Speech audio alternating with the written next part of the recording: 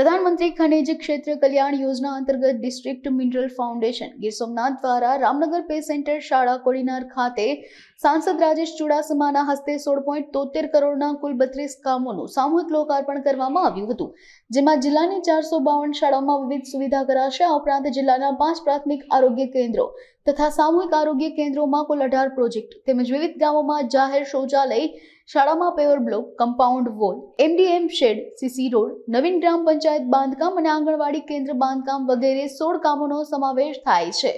આ લોકાર્પણ કાર્યક્રમમાં અધિક નિવાસી કલેક્ટર રાજેશ આલ, જિલ્લા પુરવઠા અધિકારી પારસ વાંદા, ઉના પ્રાંત officer K R. Parmar, district mineral coordinator Bhupat Sankhat, chief officer Vinod Rathod, મામલતદાર વરમોરા અને જી.કે. વાળા સહિત અધિકારીઓ અને કર્મચારીઓ ઉપસ્થિત રહ્યા હતા। પ્રધાનમંત્રી ખનિજ ક્ષેત્ર કલ્યાણ યોજના જે છે એ અંતર્ગત જે આપણે કામો મંજૂર થયા છે, તો એના પૂર્ણ થયેલા કામોનું આજે લોકાર્પણ આપણે માનનીય સંસદ સભ્ય શ્રી રાજેશ ચુડાસમાના હસ્તે આપણે કરાવડાવ્યું અને એમાં આપણે અલગ અલગ વિભાગના કુલ 32 પ્રોજેક્ટ પૂરા થયા, જેની રકમ 16.73 લાખ થાય છે, એનું લોકાર્પણ જ હતું।